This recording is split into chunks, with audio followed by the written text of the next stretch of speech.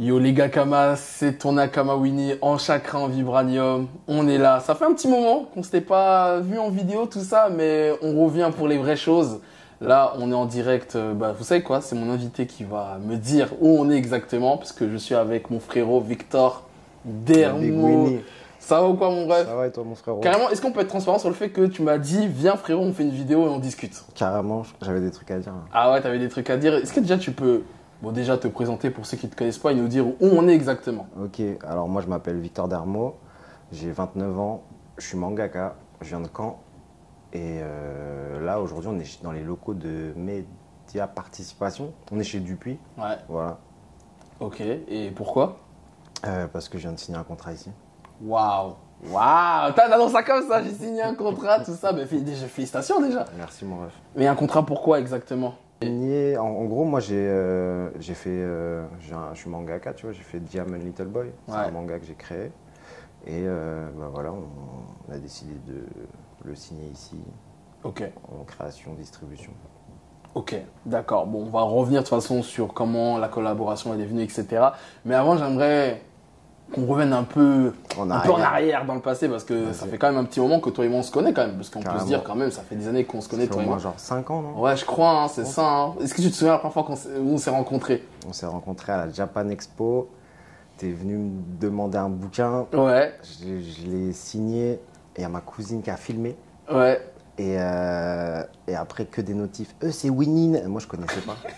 Du coup, après, j'ai vu c'était un influenceur, j'ai été lui donner gratuitement. Non, je rigole, il a payé. Ouais, grave, j'ai grave payé de fou. Hein. Moi, j'aimerais savoir, parce que tu as dit que tu es mangaka, tu t'es présenté d'abord en tant que mangaka. Comment elle est venue ta passion du manga en vrai? C'est vrai que je crois qu'on n'en a jamais vraiment trop parlé en vrai. Comment elle est venue ta passion du manga? C'était quoi ton premier contact autour de cet univers? Moi, je suis né en 94. Je crois que quand j'avais déjà 7-8 ans, les dessins animés, c'était à base de Naruto, de Hamtaro, ce qui passait à la télé, tu vois, ouais. C'était déjà des mangas en fait. Du coup, j'ai toujours été dedans. Après, arrivé à mes 13 ans, 14 ans, là, j'ai pris la vague Naruto à l'école, tu vois, au collège. Et la musique japonaise et tout. Et je me suis mis dans le truc, genre, j'ai trop envie d'être mangaka, tu vois. J'ai toujours eu un petit coup de crayon étant gamin. Et après, j'ai arrêté. J'ai arrêté, j'ai jamais vraiment commencé en fait à cette époque-là. Mais arrivé à l'âge adulte, il y a quelques événements qui ont fait que je me suis rapproché de ce truc, tu vois. Ok. Mais quand tu dis que tu avais arrêté, c'était quoi? Tu avais carrément arrêté de suivre les mangas, suivre les animés, arrêter de dessiner? En fait, moi j'étais un geek, tu vois. J'étais un gros geek, mais c'est arrivé d'un coup, tu vois. J'ai eu un petit trauma quand j'étais gamin, mon meilleur pote il est décédé, tu vois. Et je crois que c'était ma manière. T'avais quel âge à l'époque? J'avais 14 ans. Ok. 13-14 ans. Et je crois que c'était ma manière de partir dans un autre monde, de fuir ma réalité qui n'était pas ouf. Je me suis mis à fond dans le Japon, les mangas, tout ça. C'était grave l'époque des skyblogs, du visual kei, des trucs comme ça. Et après cette période-là, en gros, ça a duré un an et demi, 2 ans, enfin 2008-2009. Après, moi, je suis parti dans un autre délire, tu vois. En fait, j'aimerais savoir comment, à l'époque, à Caen, c'était vu quelqu'un qui suivait les mangas, les animés, tu vois ce que je veux dire? Surtout à l'époque, on va dire fin des années 90, début 2000. Est-ce que t'étais bien vu? Est-ce que tu avais des amis autour de toi avec qui tu pouvais parler de ce genre de choses? Est-ce que tu étais vraiment seul dans ton coin? Est-ce que les gens te voyaient en bizarre? Les gens me voyaient en bizarre de ouf, frérot. Là, dans le quartier, là.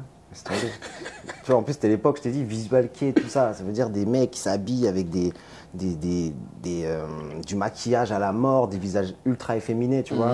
Les mecs qui disaient, j'étais un rocker chinois, tu vois ce que je veux dire? Ouais, il y a un rocker chinois, là, tu vois, j'étais dans mon truc.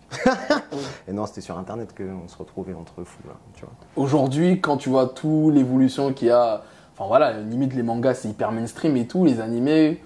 Est-ce que justement, comment ça a changé là-bas, tu vois? Parce que moi, je suis de Paris, donc et je suis jamais venu à Caen. D'ailleurs, j'attends l'invitation. Mais comment c'est vu là-bas toujours? Est-ce que ça a changé? Les mentalités, elles ont changé? Ils sont toujours pareils? Enfin. Ouais, mais toi, tu parles de Caen comme si c'était Poudlard, frérot. Non, mais non, je te jure que j'ai fait ça parce que je te dis ça parce que moi, franchement, tu vois, bon, je raconte un peu ma vie, mais l'année dernière, moi, j'ai eu l'occasion de faire plein de villes de France et je te jure qu'en fonction des villes, c'est pas pareil. comment est vu la geekerie, l'univers du manga, la pop culture. Dans chaque ville, c'est pas vu pareil. Tu vois, Paris, c'est hyper démocratisé, hyper bien vu. Mais dans certaines villes, il y a beaucoup encore de clichés. Hein. Tu sais, c'est comme à l'époque, on dit, même dans la mode et tout, tu vois, il y a toujours un ton d'écart. Donc vraiment, c'est pour ça, hein, c'est pas en mode pour... moi, c'est parce qu'à l'époque, c'était spécial, tu vois. Ouais. En gros, il y avait une vague Club Dorothée, Dragon Ball, tu vois, les grands frères, en fait. Tu vois, pas le mien, les grands, ils étaient dans Dragon Ball. Et moi, 2008, c'est une époque où il y a Nana, Death Note, tu sais, un espèce de renouveau du manga qui se passe, tu vois. C'est une niche, tu vois, ils appelaient ça la Japan Mania, tu vois. Ils faisaient des reportages enquêtes exclusives. Ces jeunes qui sont fous du manga, nanana, tu vois. Et du coup, moi, je te parle de ça. Après, à côté, pendant peut-être 4-5 ans, je pense, ou peut-être 10 ans, j'en sais rien. Tu vois, il y a eu un peu l'émergence du rap qui est arrivé, avec des rappeurs comme Aurel, Nekfeu, Gims. Ça parle de manga à mort, en fait. Tu vois ce que je veux dire, dans tous leurs textes et tout. Et là, je sais pas, ça fait partout pareil en France, je pense. Tu vois ce que je veux dire. Le truc est devenu... Les mecs qui se foutaient de ma gueule à l'époque, là, il y a quoi, il y a 4-5 ans, là, frérot, ils connaissaient mieux Naruto que moi. Et t'as pas vu Grande Guerre, et t'as vu Obito, nanana, t'as capté. Alors que moi, ça fait longtemps que j'avais décroché ce truc, tu vois. Ouais. Et justement, est-ce que le fait que des grandes personnalités comme ça en parlent, est-ce que ça t'a décomplexé, peut-être au final, aussi de ton côté, ou t'avais déjà tourné la page, justement, comme tu disais? En fait, moi, ce qui s'est passé, c'est que j'ai eu une période, j'étais à fond dans les mangas, mais j'étais petit, tu vois. 13, 14 ans, j'étais à fond dans le Japon et les mangas. Après, à 15 ans, j'ai arrêté l'école, je suis parti dans la rue, bicrave, tu vois.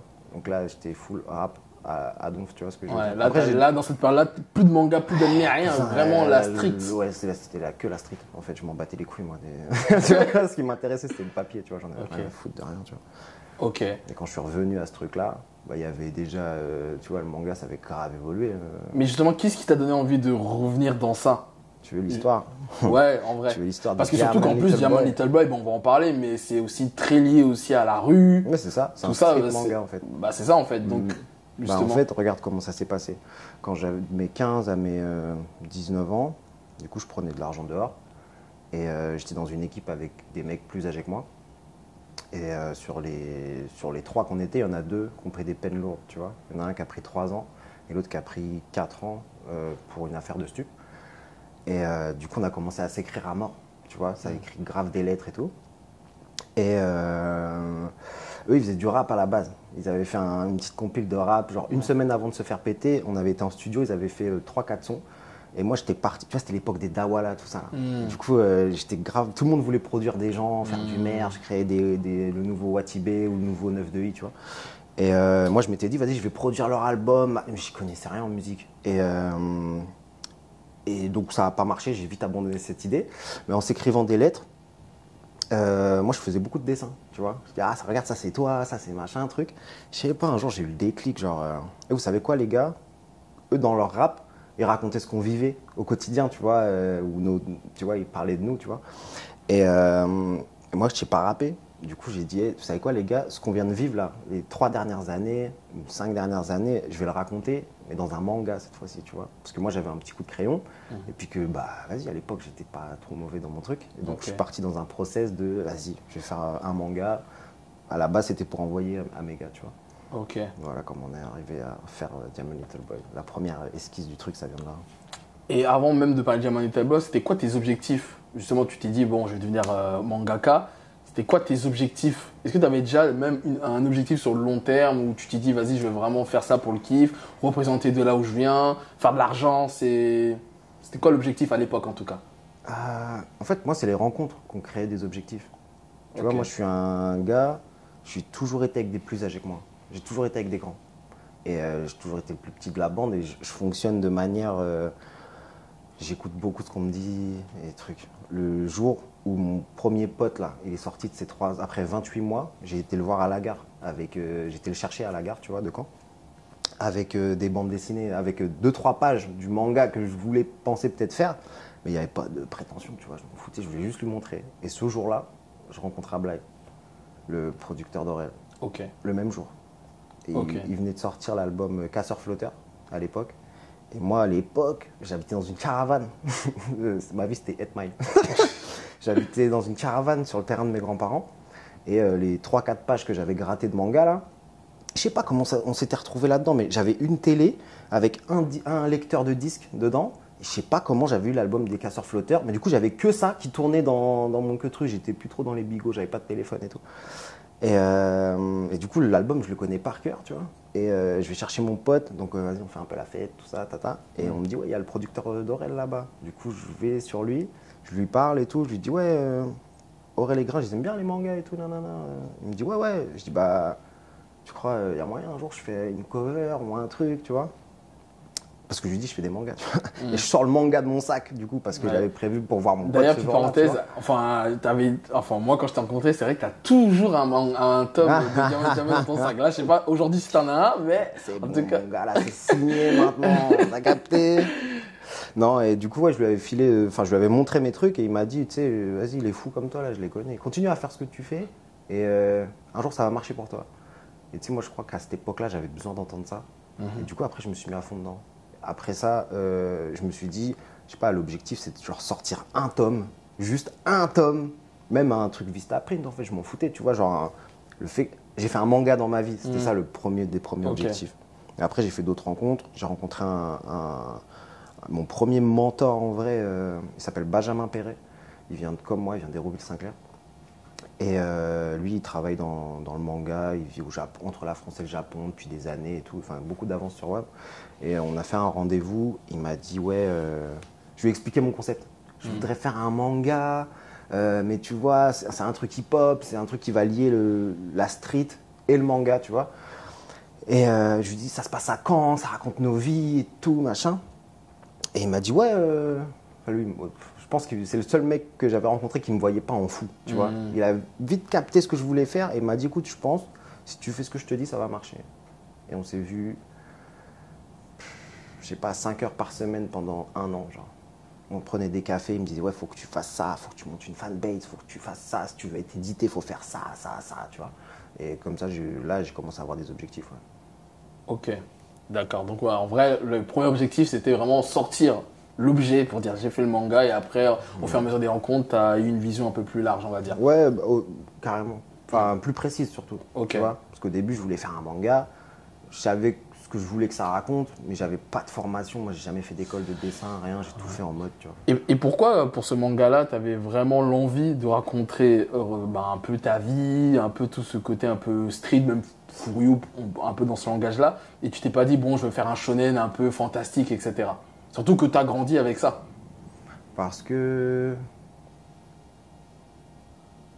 c'est pas ça que je fais, tu vois. Je raconte nos vies comme...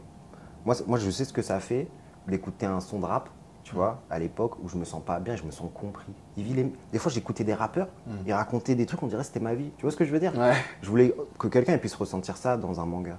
Ok. Et en plus, c'était aussi une question de manque de représentation, tu vois. Tous les mangas que je lisais, ça se passait à Tokyo, avec des mecs qui ont des pouvoirs magiques et qui sont dans un des... gros, tu vois. Viens, on fait un héros un peu renois, viens, on mange des grecs, viens, on parle de shit, viens, on parle de coke, viens, on parle de la vie, en fait. Pas de la vie de tout le monde, ça, tu vois, mais il y a quand même une grande partie une réalité, de notre pays qui vit dans ce truc-là, tu vois. Surtout qu'en vrai, c'est des sujets qui sont beaucoup traités dans des séries ou dans des films, en vrai de vrai. Ouais, et puis genre... c'est comme un rappeur en fait. Moi, c'est un truc pour que je décharge, tu vois. Je décharge une charge mentale, c'est mon exutoire, tu vois, ça devient mon exutoire. Et puis, bah, je trouve ça important, tu vois, pour la culture de le faire en fait. Ok. Du coup, tu sors le premier tome de Diamond Little Boy en quelle année? En 2018. Le deuxième? Le deuxième en 2021. Ok. Du coup, il y a eu 3 ans d'attente entre le premier et le deuxième tome.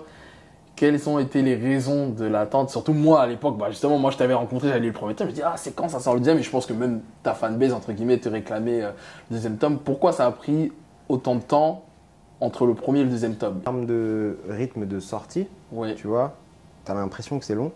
Mais c'est encore plus long que ça, poteau. Diamond Little Boy, je l'ai commencé en 2016. Et le tome 1, il est sorti en 2018. Ouais. Et j'ai commencé à prépublier des chapitres du manga gratuitement sur Internet en 2017. Pendant 1 an, j'ai balancé des chapitres de mon manga gratos, tu vois. Donc ça prenait du temps parce que j'avais un taf, parce que j'avais pas de thunes, parce que bon, en plus je voulais faire le truc bien, tu vois. Du coup ça prenait du temps. Après la sortie du tome 1, je suis parti au Japon en mode pour prendre la température, de voir si pouvait se passer un truc. Et quand je suis rentré du Japon, après un mois, j'étais déter sur j'ai envie de sortir mon manga au Japon, tu vois. Et ça m'a pris 1 an et demi. Je suis rentré en France, il y a eu le Covid, j'ai sorti le tome 2 après. Ok. Ouais. Moi, dans ma vie, ça a été assez. C'est ça. Ça faisait pas une sortie tous les 6 mois, tu vois, mais c'était. Je pose la question parce qu'en soi. Puis tu sais, c'était autofinancé aussi, frère. Oui, c'est ça, bien sûr. Non, mais je sais très bien. Mais en fait, j'ai jamais fait de Kickstarter ou de truc. Hein. C'était. Ouais, tout mis de ta poche. Fonds propres, ouais. Mais en fait, je pose cette question-là. Pourquoi? Parce qu'en vrai, aujourd'hui, on est dans une époque dans le monde du divertissement. C'est pas que lié au manga. Pareil pour la musique, justement. Bah, tu vois, en plus, toi, tu lis souvent la musique, le dessin, tout ça. Ça va très vite aujourd'hui. Ouais, Limite, les gens ils sortaient un album, la semaine d'après c'est fini, même un film, tu vois, on avait un film, un animé pareil, enfin on est dans la phase consommation. Et du coup, par rapport justement à toute cette attente-là, est-ce que tu n'avais pas eu un peu, entre guillemets, la peur de l'oubli? Tu vois ce que je veux dire ou pas? Non, parce que quand même les gens, je leur donnais à manger, frère. Il y avait des OKLM, des clics, des trucs au Japon avec Mega, frère. Tu vois ce que je veux dire? Tu t'es pas ennuyé. Tu vois. Pendant les 3 ans, tu vivais à travers mes yeux, tu vivais la vie d'un mec qui avait sorti un manga, ça marchait pour lui. Tu vois ce que je veux dire? C'est ça. Enfin, après, là, tu parles plus de ton lifestyle. Ouais. Plus que. Je pense que ça fait partie du truc, moi. Ok. On n'est pas au Japon, là, poto. Quand t'es en Indé, en tout cas, t'as pas un budget faramineux pour faire du marketing, du placement. J'étais en Indé, ça veut dire que j'avais pas de distrib. Ça veut dire que j'étais pas à la Fnac, j'étais pas nanan. En plus, là, c'est l'ère des TikTok, des stories. C'est aussi important en indépendant aujourd'hui d'avoir une image et d'avoir ton produit à côté. Et même limite, le manga, c'était limite même pas le truc le plus important, tu vois. C'était ce que tu veux dire. même toi, ça fait un moment qu'on se connaît. Oui. Tu peux me citer 4 personnages de mon manga, le nom et des personnages secondaires, un truc comme ça. Tu vois ce que je veux dire? Ouais. Tu peux? Oui, Victor. Arrête, bon, je vais pas spoiler. Non, mais t'as capté. Mais en vrai, ma stratégie autour de ce truc-là, c'est Kobalade, par exemple. Tu vois, il fait de la musique, etc. Mais ses apparitions, ses mèmes, c'est aussi important que sa musique. Tu vois bien ce que sûr, je veux dire. bien sûr. Je suis un gamin d'Internet, mais de 2017, tu vois. Et c'était important d'avoir une image et à côté de ça, un produit. Et si tu peux... De toute façon, j'avais pas le choix, frère, de les sortir tous les 3 ans. Si tu savais combien ça m'a coûté, poto, de faire 2 tomes, tu vois ce que je veux dire? Bien sûr. Je me suis mis en danger financièrement pour ces trucs-là. Ok. Ça voulait dire que... Ouais, j'essayais de faire les choses bien. Non, bien sûr, après, attention, je critique pas, je dis pas que parce que je sais que ça prend du temps. Mais voilà, c'était plus par rapport au parallèle, par rapport à la phase consommation où les gens, tu sais, ils tournent vite la page. Et après, que si tu donnes pas de. J'avais un objectif de marquer le coup à chaque fois, tu vois, genre première fois que je mettais mes chapitres en ligne, ouais, je sais que tu es une denrée périssable, tu vois, tu balances un truc sur Internet, le prochain truc que tu balances, ça va annuler le truc d'après, tu vois. Et, mais je voulais faire des moves à chaque fois. Tu vois, je sors mes chapitres en ligne, je voulais faire des médias rap. Tu vois, je voulais être le premier mangaka à faire tel média rap. Après, j'ai sorti en format papier, bah, je voulais être le premier mangaka à faire telle convention ou tel truc. Je me mettais des objectifs à chaque fois, et tant que les objectifs n'étaient pas remplis, je passais pas à l'autre. Tu vois. Ok, d'accord, je vois. J'ai sorti mon manga au Japon en Indé. C'était déjà un. Tu sais, ça m'a pris 1 an. Et frérot, il y a des gens, ils n'ont jamais fait ça. Tu vois. Et donc, au final, quand j'arrive avec le tome 2, ah ouais, je suis le mec qui a sorti son manga au Japon, etc. Tu vois, c'était bénéfique en fait, tu vois. Ça te faisait un CV, quoi. Là, du coup, tu as sorti 2 tomes. Forcément, on se dit, on va attendre le tome 3. Entre-temps, là, du coup, bah, là, tu as annoncé ta signature chez Dupuis. Déjà, comment elle est venue tout simplement la collaboration, en fait? Ça, c'est venu avec les grands, avec mes gars. Hein, ouais. Tu vois. Moi, de base, je sors le tome 2. Et le moment où je sors le tome 2, c'est le moment où Aurel, il shoot la pochette de son album Civilisation. Et ce jour-là, je rencontre des gens de chez Vagram. Et chez Vagram, ils cherchent des auteurs pour faire tu vois, des livres, quoi. Ok. Et mon projet, ça les intéresse. Donc je plug avec eux. Et puis, ils se mettent en quête de chercher une maison d'édition, tu vois. Et c'était il y a 1 an et demi. Ça veut dire que pendant 1 an et demi, on a parlé avec Dupuis, on a parlé avec Sony, on a parlé avec... Moi, c'était déjà dans ma tête, en fait, ce truc-là, là, de le jour où je signe. Moi, tu connais, à l'époque, c'était la foule indé. C'est ça, je comptais devenir Jay-Z, tout ça, tu vois. C'est ça, exactement. Tu prenais l'indépendance, tu vois. Tu n'étais pas fermé à la discussion aux éditeurs, mais tu sais, il y avait jamais... J'étais fermé. Ah, c'est pour toi, j'étais fermé. Oui, mais tu étais fermé parce que tu disais que dans le milieu de l'édition, il y avait un manque d'ouverture, de compréhension. C'est plus dans ce sens-là. Parce que et puis, en fait, c'était... tu vois, moi, mon modèle économique, c'était le rap, tu vois. Et en vrai, dans le rap, tu as deux écoles, l'indé et les majors, tu vois. Et en fait, dans le rap, il y a des trucs qui se sont passés que je voulais reproduire dans le manga. Par exemple, je sais pas, la signature de Fianso. Tu vois, Fianso, il est arrivé, plus gros contrat de machin, de trucs, et indé en cassant, tu vois, en cassant des portes. Et puis le jour où il signe pour de vrai. Parce que moi, depuis l'époque là, que je fais des mangas, ça va faire 8 ans que j'ai commencé à faire des mangas et que je suis dans le game du manga, tu vois. Alors j'ai vu combien de mecs signer pour des avances de 8000 balles, pour des trucs et être KO, tu vois ce que je veux dire. Tout ce que je peux faire tout seul, je le fais tout seul. J'ai capté qu'il y avait un plafond de verre et là on me propose un truc, c'est pour tout casser, tu vois ce que je veux dire. Ok, donc là tu insinues que là ce qu'on te propose c'est du même niveau que Fianso. Enfin pour faire un parallèle un peu. Je parle pas en termes de chiffres, mais en termes vraiment de la démarche quoi. On te prend au sérieux, entre guillemets, quoi. Ouais, là, je suis respecté, là. Je suis respecté de ouf. J'ai un contrat, je crois que mon contrat, il est unique, tu vois.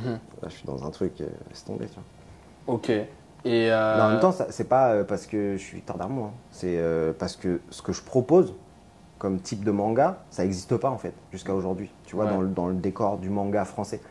Et donc, j'ai besoin d'autres moyens pour arriver à là où je veux aller, tu vois. Là, tu parles de Vagram qui sont quand même, qui ont été potentiellement intéressés. Surtout que peut-être tu es le premier auteur et qui parle, non, pour ce genre de démarche-là. Ils ont fait le livre de Gringe. Ok, d'accord. Oui, mais en tout cas, je parle dans le manga, je veux dire. Ah ouais, dans le manga, ouais. Ouais. Est-ce qu'il n'y a pas ce truc aussi où justement, en parallèle, parce que tu vois, tu me dis ça fait 1 an et demi, en parallèle, il y a eu l'explosion du manga en France. En termes de vente, laisse tomber, c'est n'importe quoi. Ça a toujours, tu vois. Oui, mais là, il y a eu quand même un gros boom après le Covid. Ouais, mais il y a eu Demon Slayer, One Piece. L'Attaque des Titans, tout ça. Ils n'ont jamais pas vendu en France. Tu vois ce que je veux dire? C'est pas comme si là, il y avait un truc où les gens achetaient 1 million de fois de plus de mangas. Enfin, c'est pas la nouvelle mode, les mangas. Tu vois ce que je veux dire? Il y a eu le pass culture et des grosses licences de fous malades qui se sont gavés plus, tu vois. Oui, mais pour des gens comme Warner qui ont, eux, à la base, ils sont à fond plus dans la musique et ils ont un regard plus extérieur que des gens qui sont en interne. Donc, ils voient les chiffres de loin. Tu sais, les gens, ils voient que par rapport aux chiffres. Ils se disent, oh, là, il y a un boom. Ok, peut-être que pourquoi pas s'y intéresser. Tu vois, après, moi, j'étais déjà dans une logique un peu mathématique, tu vois. Genre, deuxième pays consommateur de manga au monde après le Japon. Deuxième plus gros marché du rap au monde après les États-Unis. Normalement, tu mixes les deux. Ça fait Jamie Little Boy. Tu vois, il y a moyen qu'on fasse un truc, tu vois. C'était une question de timing. Fallait être prêt. Et il fallait trouver la personne qui était à l'écoute de ce truc-là, qui pouvait le comprendre, tu vois. Et juste avant cette année, c'était pas le cas dans les maisons d'édition, les maisons de disques, ce genre de trucs, tu vois. Comment ça va se passer du coup pour la suite, du coup maintenant? Du coup, est-ce qu'il y a un tome 3 qui va sortir? Non, je peux pas te parler de ça, tu vois. Ok. Je vais régaler tout le monde. Je vais faire une dinguerie. Ouais. Mais tout ce qui concerne les conditions du contrat, les dates de sortie, etc., tu vois, là, mon actu de cette année, en 2023, de cette année, c'est ma signature. Tu vois, la suite, tu seras le premier au courant, mon pote. Ok, et ben on va suivre ça fort. Sinon, par rapport au manga game en général, parce que c'est vrai qu'on parle beaucoup du manga game en France, etc. Ouais. Toi, c'est quoi ton rapport par rapport au manga game? Et quand je dis le manga game, je te parle des acteurs du milieu, donc les éditions, les artistes, les journalistes, les influenceurs. Français? Ouais, en France. Ouais.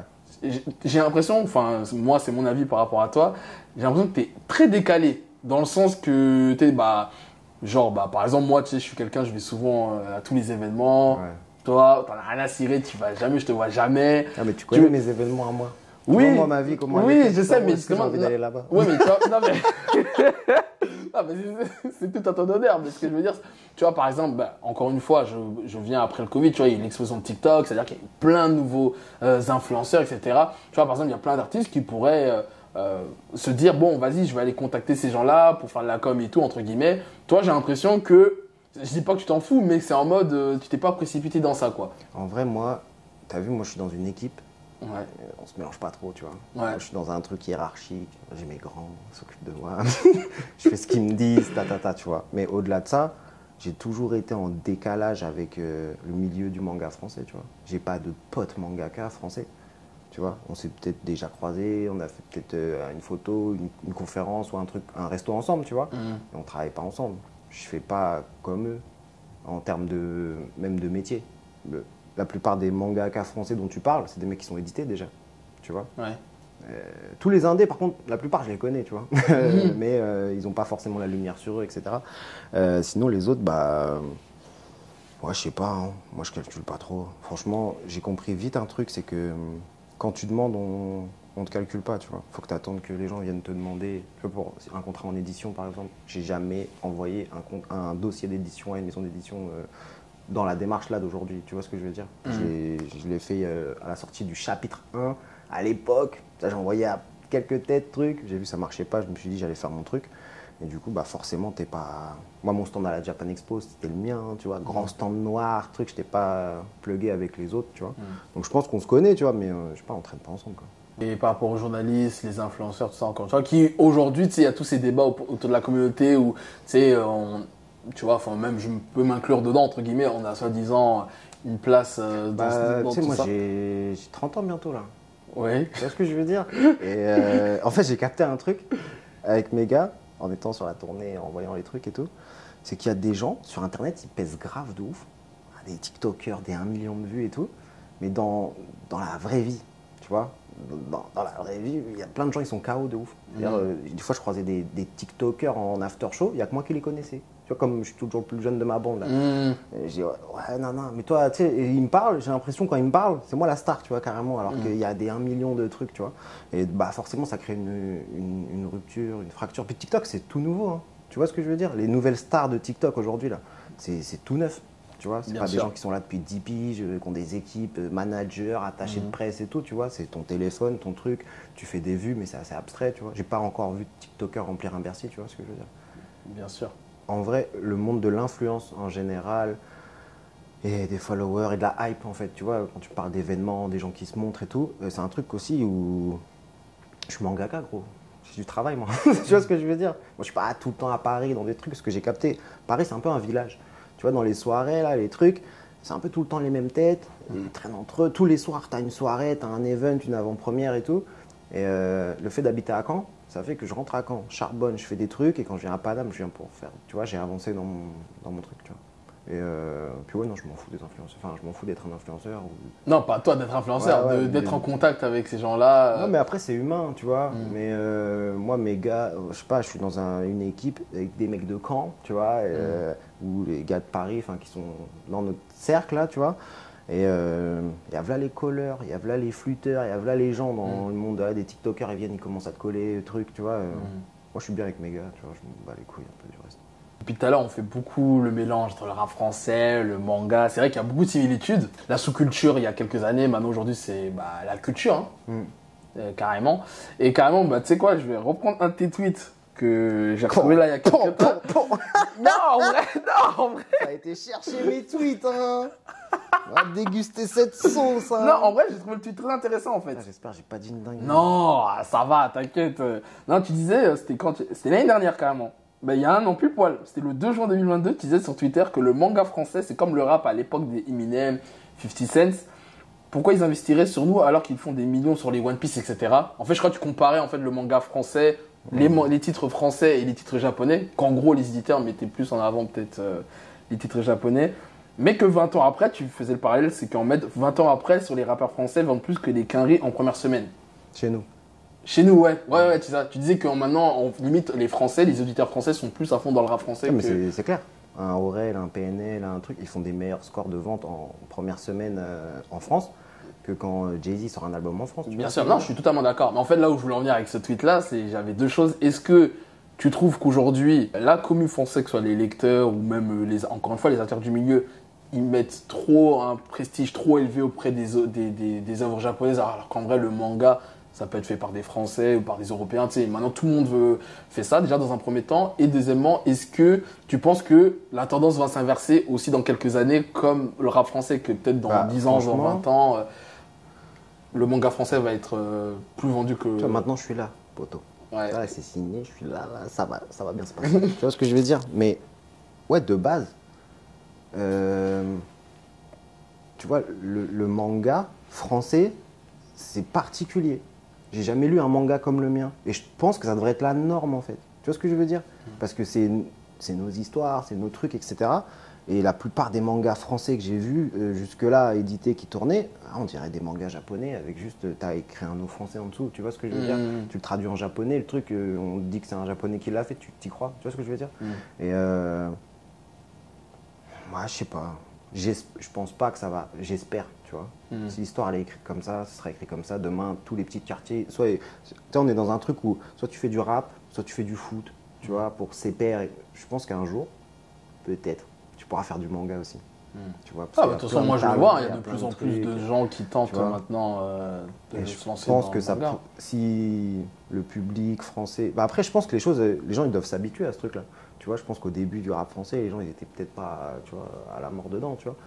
Il a fallu du temps, il faut qu'il y ait certains phénomènes qui arrivent et tout, tu vois. Mais ouais, quand j'ai tweeté ça à l'époque, en tout cas, j'étais en mode. En fait, c'est pareil que le rap français il y a 20 piges. Tu vois ce que je veux dire? En plus, en vrai de vrai, moi je tweete comment, on me parle et après, tu vois, on fait des conversations et j'envoie le truc, tu vois. Mais c'est un truc qu'on m'a dit en fait. C'est un truc qu'on m'a dit.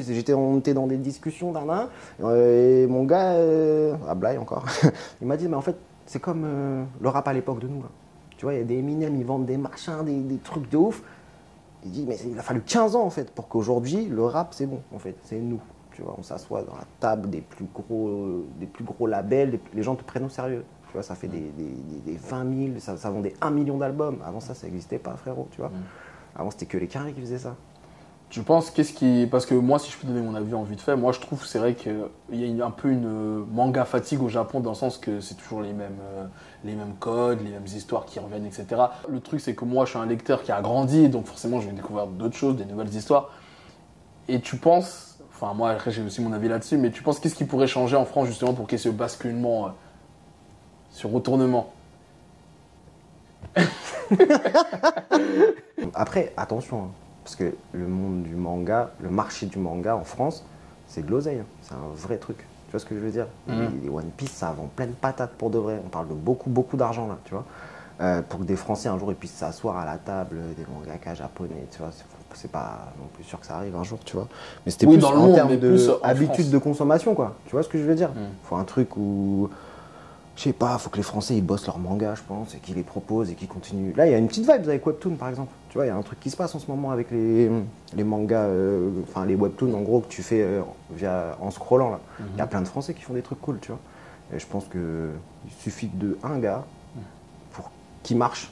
Et pas, je te parle pas d'un gars qui est youtubeur et on lui fait faire un manga et il envoie un produit dérivé. Non, je te parle d'un vrai gars qui fait du manga et qui arrive avec un truc qui est pas un manga shonen habillé en français. Tu vois ce que je veux dire? On fait un truc qui nous ressemble, je pense qu'il y a moyen que ça marche. Et je pense que si ça marche, après ça va en inspirer d'autres à faire le même truc. Tu vois ce que je veux dire? Le but c'est pas que de faire des thunes, c'est aussi d'inspirer les gens. Parce qu'en fait l'art c'est méga subjectif. Et le manga pour moi c'est un des arts visuels les plus élitistes avec genre l'animation 2D et 3D, tu vois, c'est beaucoup de travail et c'est pas tout le monde qui a le cardio pour faire un tome de 200 pages en fait, tu vois ce que je veux dire? C'est pas aussi facile que de faire un TikTok par exemple. Bien sûr, c'est clair. Toi d'ailleurs, tu m'as dit que sur Jamal Little Boy, tu bossais en solo, t'avais pas d'assistant, de trucs comme ça. Voilà, ça va changer là. Ok, lourd. Ça va changer de ouf. C'est bien. Donc normalement tu seras éventuellement plus productif. Mais là, logiquement. Tu vois, tout à l'heure, tu m'as lancé la perche, je t'ai dit déjà, je te réponds pas trop. Ouais, là, je vais choquer des gens, je pense. Ok. En termes de régularité. En fait, c'est pour ça que je signe aussi. C'était pour avoir une structure. Parce que moi, je suis en fou. Là, il faut tout retravailler, il faut masteriser le bordel, tu vois, pour avoir une plus grande. En fait, le plan, c'est ça, là. C'est de me faire signer pour que je sois dans une structure où on travaille avec les codes pour, pas grand public, mais plus large public. Tu vois, plus large public que je puisse toucher, moi, avec ma niche de street manga, tu vois. Et forcément, les gens, vraiment, tu leur mets 3 ans entre 2 tomes, ils vont décrocher. Et là c'est plus le même game, là, tu vois. C'est le début de ma nouvelle carrière, là. Tu vois, c'est comme si j'avais rien sorti et que là, c'est un peu, comme dirait dans le jargon comique, c'est un peu un reboot ou un remake, un peu, au final. De Diamond Little Boy. Ouais, même de ta carrière. Ouais, moi c'est comme si je recommence à zéro là. Ouais, c'est comme si tout ce que j'ai fait avant, tu vois, c'était une carte de visite, tu vois, c'était un teaser, et là on va envoyer le truc, tu vois. Okay. Depuis le début qu'on discute, tu parles beaucoup de tes mentors, de tes grands, forcément, Aurel, Scred, Abla et toute la clique. Et Hugo, mon manager. Hugo, le manager, effectivement, big up. Et comment tu les as rencontrés? Enfin, Ablaï, t'as raconté pour Ablaï, mais comment t'es rentré en contact avec Aurel? Faut que je te reparte en arrière sur l'histoire que je te racontais tout à l'heure. Mon pote, il sort de tôle, je suis bourré, j'ai des mangas dans mon sac, je croise Ablaï, je lui dis hey, mec, je fais des mangas. Il me dit hey, c'est cool, continue. Et moi, du coup, ça rentre dans ma tête. Et vraiment, tu sais, en fait, lui, je pense, peut-être qu'il a vu un truc. Peut-être, tu vois. Mais je pense que la première intention quand il m'a parlé, c'était ouais, c'est un fan et c'est cool. Vas-y, continue de faire ton truc, poteau. Mais je pense que de base, tu vois, peut-être qu'il sentait un truc.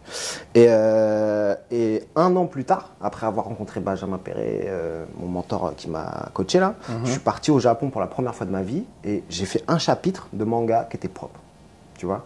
Et donc je l'ai fait relier en mode un peu flyer, tu vois, comme quand tu as les trucs gratuits là, quand tu veux. Ouais, je vois le genre. Et je croise Ablaï dans l'épicerie de nuit de Central Market. C'était l'épicerie de nuit d'un pote à moi qui s'appelle Abdou.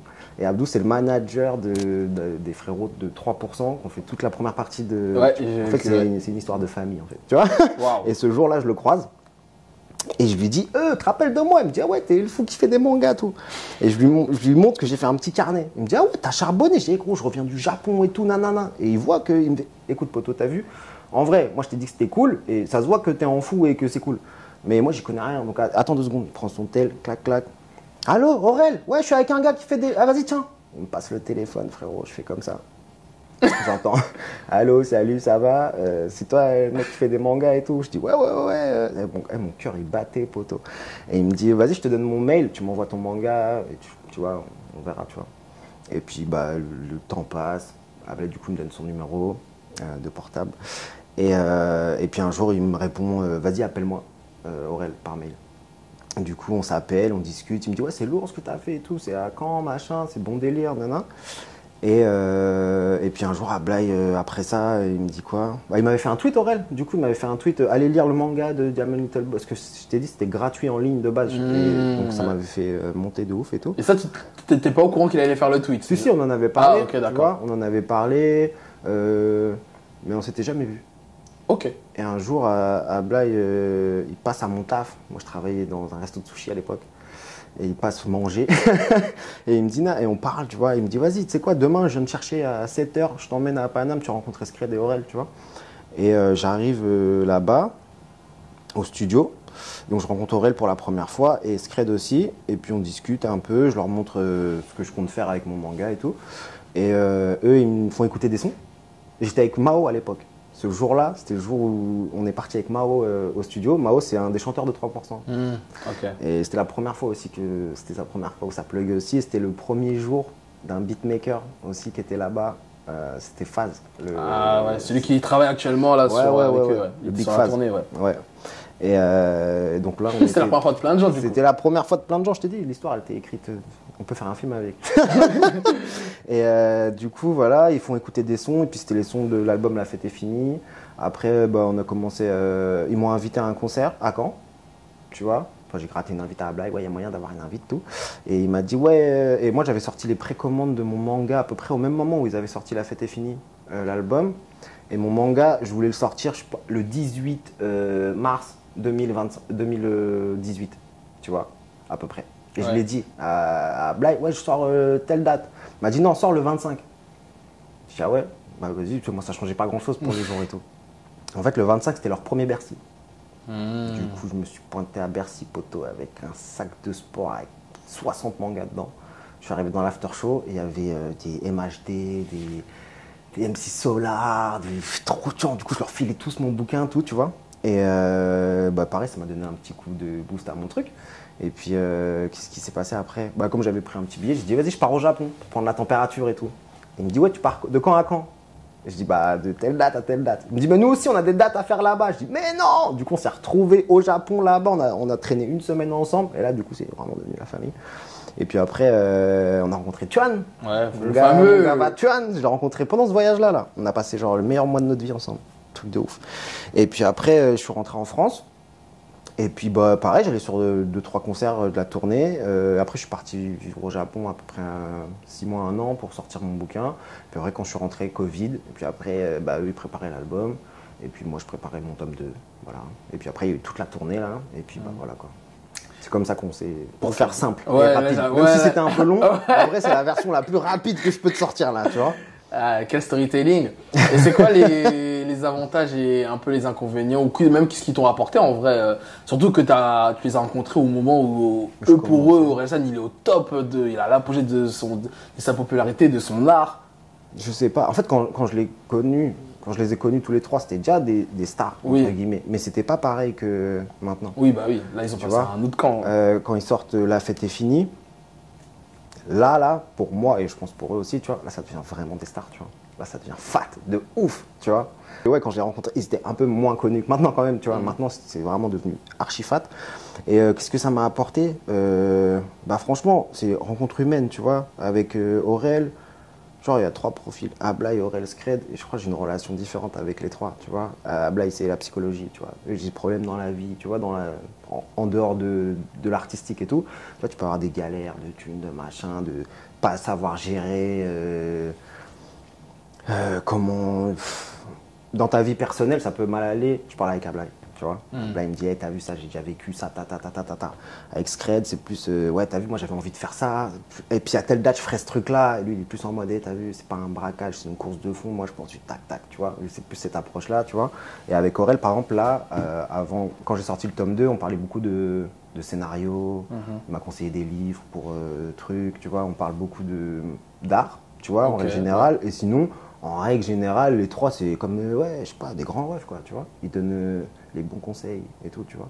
Après, ça a fait des passes, hein, forcément, tu vois. Ça m'a donné de la force de ouf. C'est grâce à eux que je suis là, tu vois ce que je veux dire. Mais il fallait bosser, quoi. Mais on dit souvent, justement, que le fait de travailler pour que quelqu'un évolue dans son domaine, il faut traîner aussi avec des gens qui sont bien, quoi. Même mindset, genre. Voilà. Hier, j'ai eu une conversation avec Scred sur...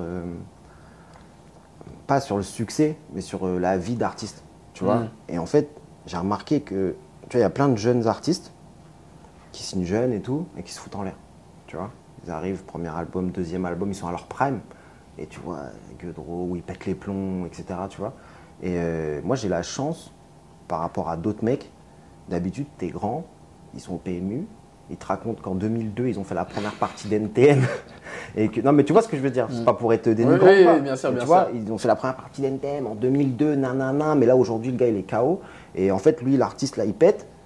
Et quand il est à son prime, tu vois, il pense que ça va pas aller plus haut, peut-être, tu vois, ou il pète un câble, il a pas une vision sur le archi long terme. Moi, mes gars, ça fait longtemps qu'ils sont dans le truc, et même si tu as l'impression qu'ils sont en haut, après, ils peuvent quand même passer encore une barre et faire des trucs sérieux, tu vois. Et cette vision-là, par exemple, c'est un truc que j'aurais jamais eu si j'avais pas été avec eux, tu vois. Voilà. Parce que ça fait quand même quelques années maintenant que tu traînes un peu avec eux, quoi, 5 ans, ça je dirais. 8 ans. 8 ans, ouais. Est-ce que même par rapport à ta carrière et comment les gens te voient de l'extérieur, est-ce qu'il n'y a pas ce délire un peu... justement, tu vois, parce que bon, t'es là, tu sais très bien que tu leur rends hommage et que tu dis qu'ils t'ont beaucoup apporté et tout, mais est-ce qu'il n'y a pas le délire aussi en mode, justement, le raccourci facile en mode, il est là grâce à Orelsan, tu vois, c'est le protégé à Orelsan, tu vois ce que je veux dire ou pas? Mais moi, j'ai l'impression de mon point de vue que, entre guillemets, au contraire, tu l'assumes et que c'est bien, mais tu sais, pour certaines personnes, ça peut créer aussi de la jalousie, de la haine. Tu vois, comment tu vis un peu le truc par rapport à ça? Moi, franchement, frérot, t'as vu depuis le temps qu'on se connaît. Ouais. Moi, j'ai pas beaucoup de rageux, genre. Ouais. Même, j'ai envie de te dire, les mecs de camp, en général, ils n'ont pas trop de haineux, tu vois. On est entre nous, casse les couilles à personne, tu vois. Je pense que je prends la place de personne, en fait, aussi. Tu vois, Aurel, il est arrivé dans un délire où il parlait du fait d'être loin de Paname, de se faire chier, les jeux vidéo, les mangas. Il a pris la place de personne quand il est arrivé dans le game. Tu vois ce que je veux dire? Moi, je fais un street manga. Qui va venir s'asseoir ici et me dire ouais, moi je fais le même truc que toi et du coup tu es en train de manger mon. Tu vois ce que je veux dire? Oui, mais après tu fais un manga qui se vend quand même. Tu vois ce que je veux dire? C'est-à-dire qu'il y a une certaine rivalité quand même. Combien de sorties de manga par mois? Si tu te mets sur mes côtes, c'est que t'es un bouffon, t'as rien compris, frère. Tu vois ce que je veux dire? Si t'es vas-y, tu vois ce que je veux dire? De toute façon, t'auras toujours des problèmes, t'auras toujours. Oui, bien sûr, bien sûr. Mais après ça, non. En vrai, le fait que ce soit mes grands, eux, je suis archi fier de ça, frère. Ok. Je préfère que ce soit eux plutôt qu'un mec qui, tu vois. Ouais, c'est ça. Je suis content pour eux, moi. Non, tu vois, ils sont archi bienveillants avec moi. Tout est cool. Je travaille. Tu vois, c'est quand même, je les ai écrits, les bordels. Tu vois ce que je veux dire? Ça m'a pris quelques heures, quelques sacrifices. Ils sont en mode conseil, en vrai. Tu vois ce que je veux dire? Il m'a pas appris, il m'a pas mis dans un truc. Bah surtout que tu avais commencé toutes ces activités avant de les rencontrer. Bah ça a commencé quasiment en même temps. Enfin, on a toujours été un peu liés, tu vois. On vient de la même ville, on aime les mêmes choses. Et je sais pas, ils sont gentils, je suis un mec cool. Je pense que c'est comme ça que ça s'est fait, tu vois. Après, chacun son histoire aussi. Tu vois, c'est pas parce que moi, mon histoire, elle s'est passée comme ça que toi, pour réussir ou pour avoir un contrat, il faut que tu aies le même schéma, tu vois. Chacun son chacun, mon gars. Il y a des trucs que tu contrôles pas, tu vois.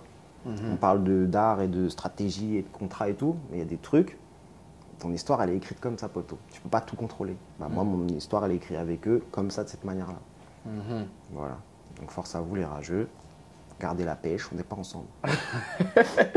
Bah, par rapport à ton entourage justement, que ce soit tes amis, ta famille, tes collègues, les meufs même en général. Encore de mon rapport avec Abla et Aurel Escred là? Ouais, bah ça, et même par rapport à ta carrière aussi, tu vois. Est-ce qu'il y a est-ce que ça a changé des choses aussi? Non, bah, après, c'est bénéfique parce que c'est mortel, ils sont sur le toit du monde et tout. Ça peut être pas handicapant, mais des fois, il y a des trucs qui sont peut-être plus faciles quand ton équipe, c'est des gens moins connus, par exemple. Tu vois, il y a des gens, par exemple, ils vont parler avec toi. C'est que pour parler avec Aurel, ils en ont rien à foutre de ton projet. Ils vont te faire des propos, c'est juste pour se rapprocher de. Mais en fait, on les voit. Tu vois ce que je veux dire? Et ils sont 3, on est 2, l'équipe en tout, on est à peu près 25. On les voit, les gens, on connaît. Tu vois, en fait, il y a des codes dans notre truc. Et que dans tout, tu vois, dans le rap, il y a des codes, dans le manga, il y a des codes, dans le monde de l'édition, il y a des codes. Quand tu parles avec un éditeur, il parle pas la même langue que toi, frérot, de base. Lui, il vient peut-être pas du même endroit que toi, vous n'avez pas les mêmes trucs. Bah là, c'est la même chose. Quand quelqu'un vient coller des trucs, on le voit, frère, à 10 000 km, on le voit arriver. Donc ça, c'est truc. Après, tout ce qui est famille, potes, etc., bah, tu fais vite le tri. Hein. Ça fait 8 ans qu'on traîne ensemble, tu vois. Si ça faisait 2 ans, je pense que je serais encore dans une étape, tu vois, mais là, ça fait 8 piges.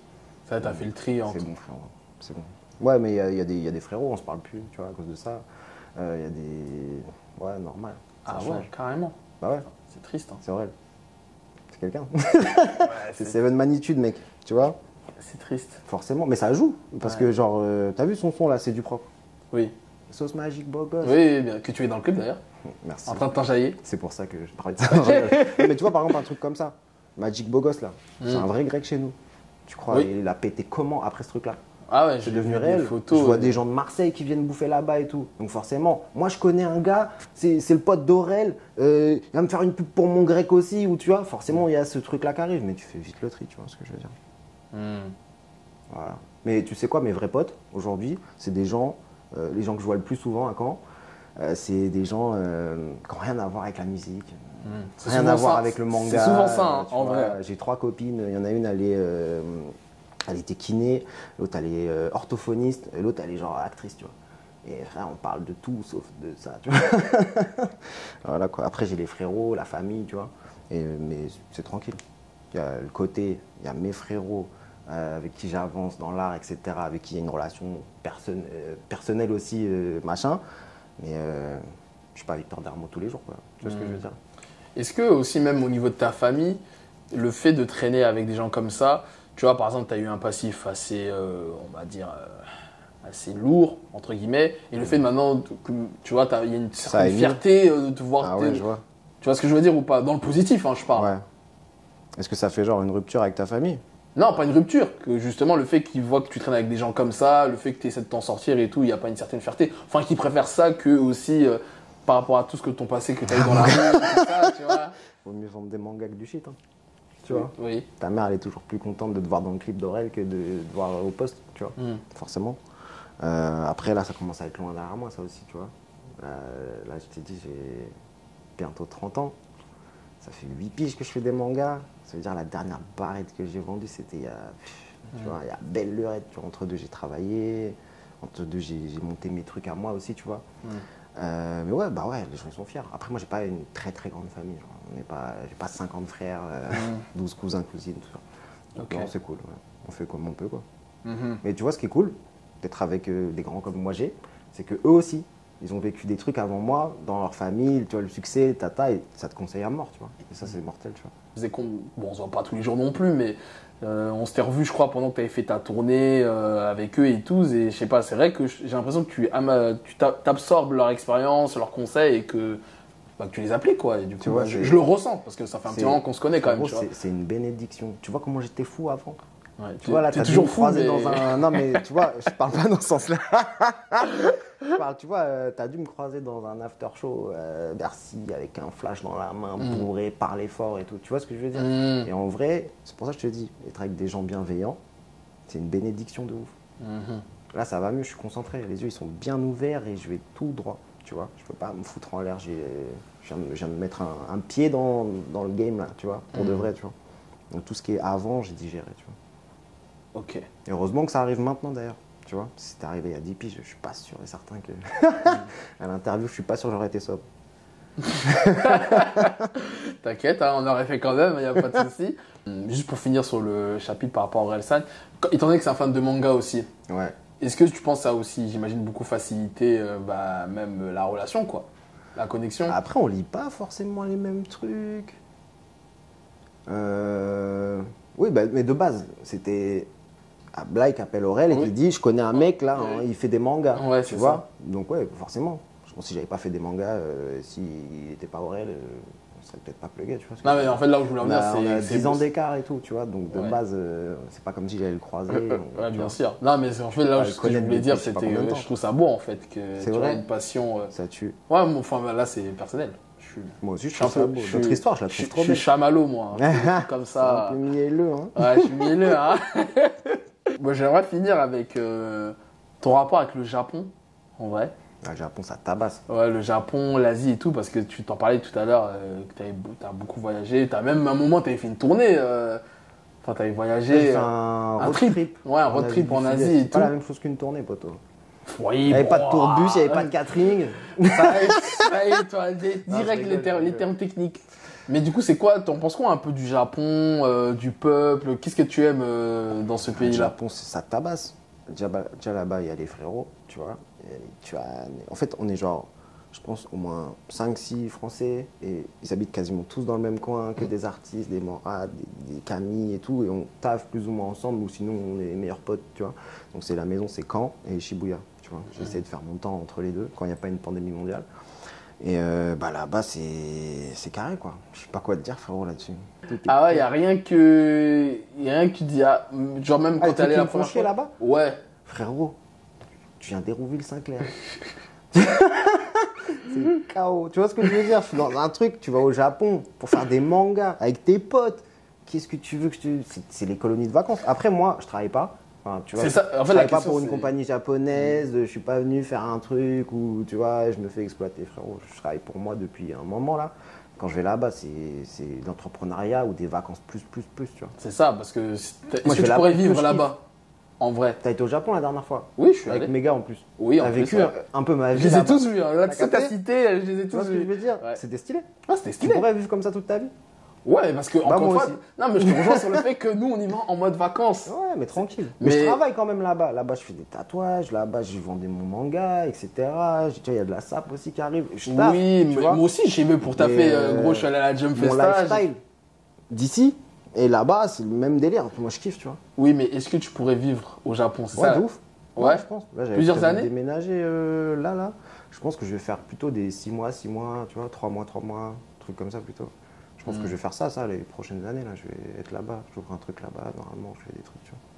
J'aimerais parler aussi de ton rapport un peu avec l'argent. Ok. Dans le sens que voilà, bah t'es quelqu'un, tu parles souvent de ton lifestyle, voilà, t'es quelqu'un en mode bling bling, je le parle gars il bling, est regarde comment je suis. Est-ce que j'ai une montre et tout? T'aimes la chaîne, t'aimes le drip. Il y a du VN. T'es le ice. Alors, le ice, ça brille. Hein. Même ça, en vrai, ça va, c'est rien ça.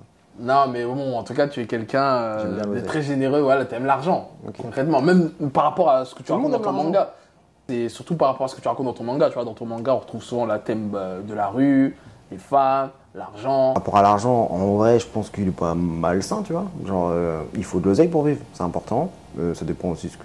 Tu vois, par exemple, on parle d'oseille, mais là, j'étais en Indé, tu vois. Ça veut dire que tu peux faire rentrer beaucoup, mais quand tu sors beaucoup de ta poche aussi, tu vois.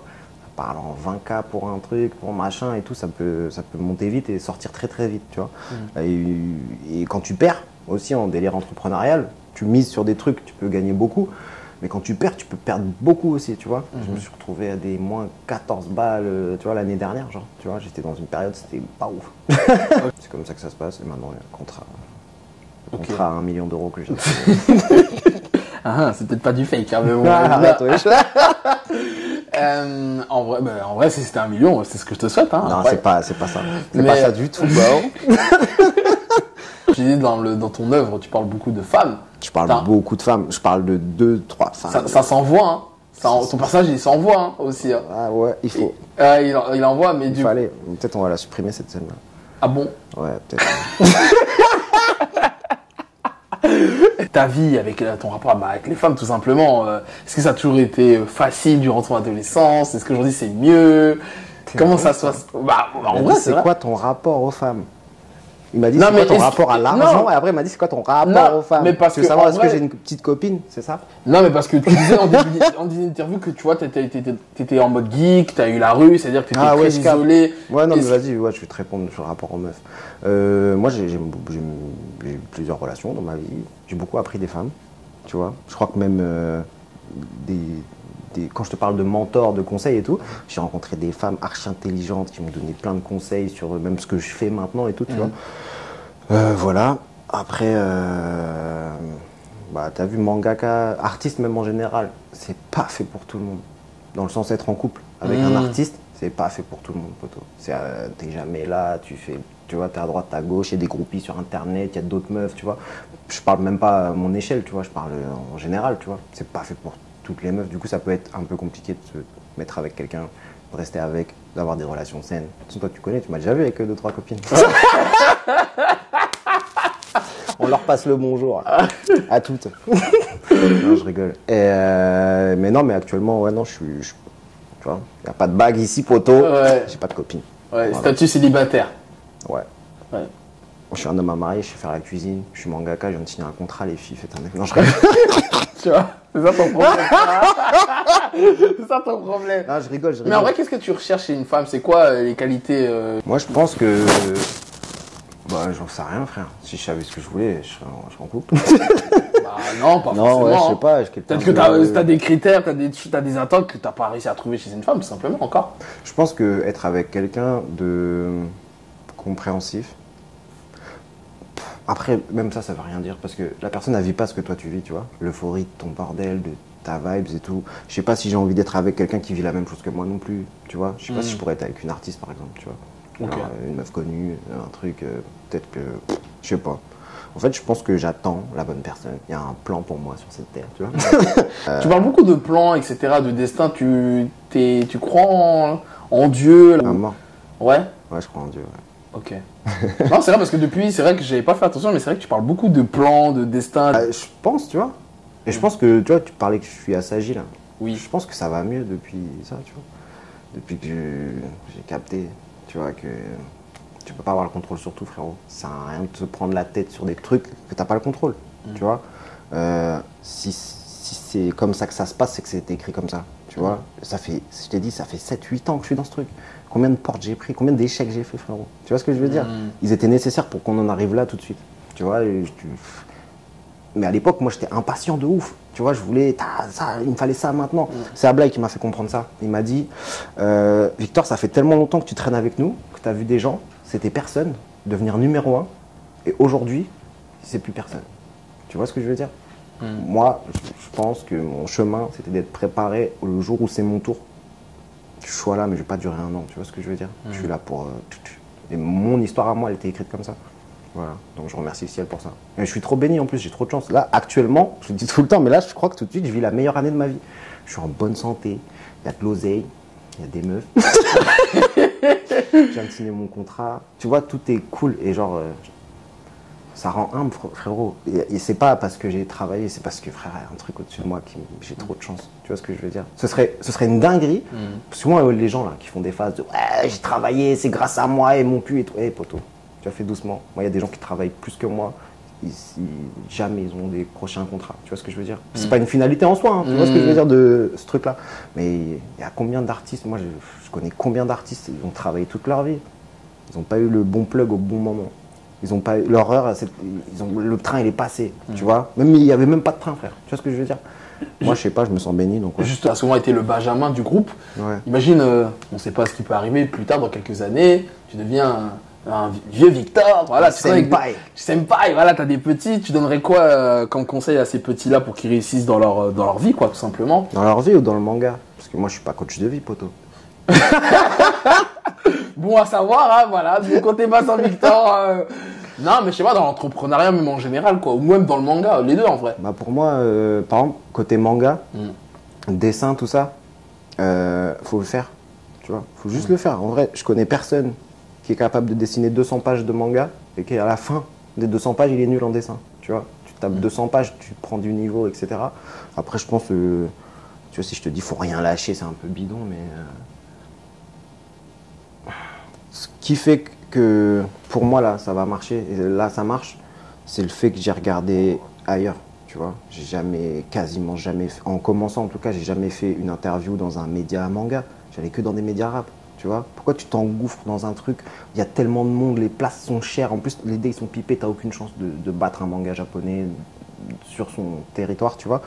Alors qu'il y a plein d'endroits où j'ai pas de concurrent.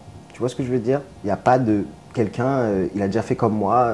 C'est un avantage et un inconvénient. Parce que du coup, ça met plus de temps. Parce qu'on peut pas dire, ah, on va faire comme l'autre il a fait, là, ça avait marché, tu vois. Non, ça c'est mort. Mais l'inconvénient, c'est qu'après, c'est toi qui fais tes propres règles, tu vois. Et si tu as une vision, de toute façon, je pense que tu le sens, tu vois. Artistiquement parlant, quand tu as une vision, l'argent, c'est même pas le plus intéressant, les vues, c'est pas le plus intéressant. Il faut que tu fasses tout ce que tu peux pour développer cette vision, tu vois. Moi, ma vision, c'est de vouloir créer le street manga, tu vois. Un manga qui vient de chez nous, par nous, pour nous, tout ça. Je veux un manga Fubu. Et voilà, je pense que c'est ça ma mission. Après, pour tout ce qui est... si tu te lances dans l'artistique et que tu commences à faire tes premiers selfies, à commencer à vivre des trucs, faut pas croire que t'es arrivé, tu vois ce que je veux dire. C'est parce que tu fais 3 selfies dans la rue que t'es quelqu'un. Ça n'a rien à voir, tu vois. Et le pire, pour moi, pour les artistes, c'est ça. C'est ceux qui pensent, ils ont percé, tu vois. Le mot percé qui est devenu très normalisé. On dit percé pour tout et n'importe quoi. Pour toi, à partir de quel moment t'as percé? C'est moi qui pose les questions maintenant. Ouais. Pour moi, à partir de quel moment t'as percé? Ouais, j'ai posé la question à tous mes potes.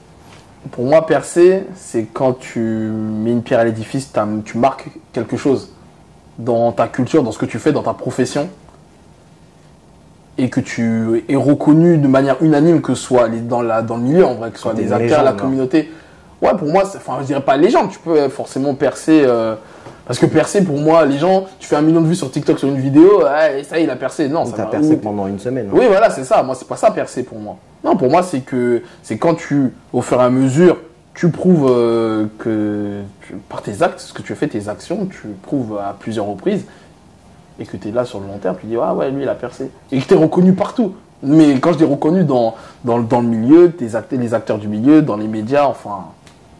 C'est un truc de reconnaissance. Ouais, c'est indéniable. Mais pas comme reconnaissance en mode, ah, je t'ai vu sur un TikTok, on fait un selfie. Non, non, c'est vraiment que, voilà, t'es unanime. Ok.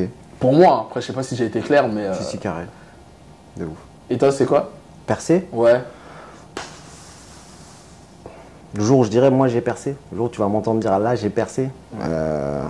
Moi, je pense que c'est le niveau de mes... Tu vois, moi, par exemple, pour moi, j'ai pas percé. 1 million de mangas, j'ai percé, tu vois. Ouais. Moi, c'est en chiffres que ça va se passer le perçage là. Ouais, toi. Parce que la paix intérieure, la reconnaître, ça c'est propre à chacun. Tu vois ce que je veux dire? Il y a des mecs qui portent des masques, ils vendent des millions d'albums. Tu vois, tu sais pas qui c'est, on les reconnaît pas. Mais non, pour moi, ouais, c'est en termes de chiffres. Percer, c'est ouais, 1 1 million de mangas vendus, t'as percé, poteau. Okay. 500 000 en vrai aussi. Okay. Même 50 000. Ça fera des mangas d'or, des certifs. Moi, percé pour mon cas. Moi, après, je pense que tout dépend de chaque cas. Mais tu vois, pour moi, il faut que je remplisse plusieurs cases pour dire, ah ouais, lui, il a vraiment percé. En fait. Mais j'ai pas besoin d'être reconnu, moi, par exemple, tu vois. J'ai pas besoin.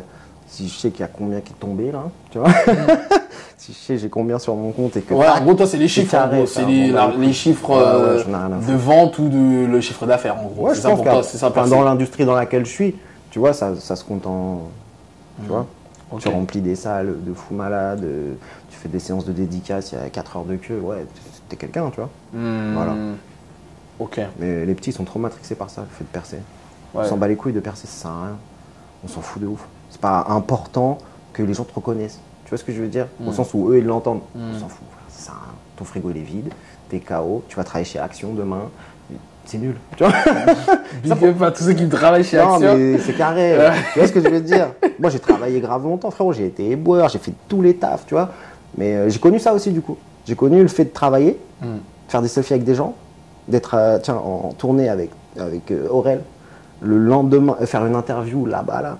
Et le lendemain, je fais la plonge, je regarde mon interview, je regarde le nombre de gens, de trucs, je vais livrer des sushis, je pose au mec, il me dit, ah, mais t'es. Tu sais, il me dit, hey, mais c'est toi le.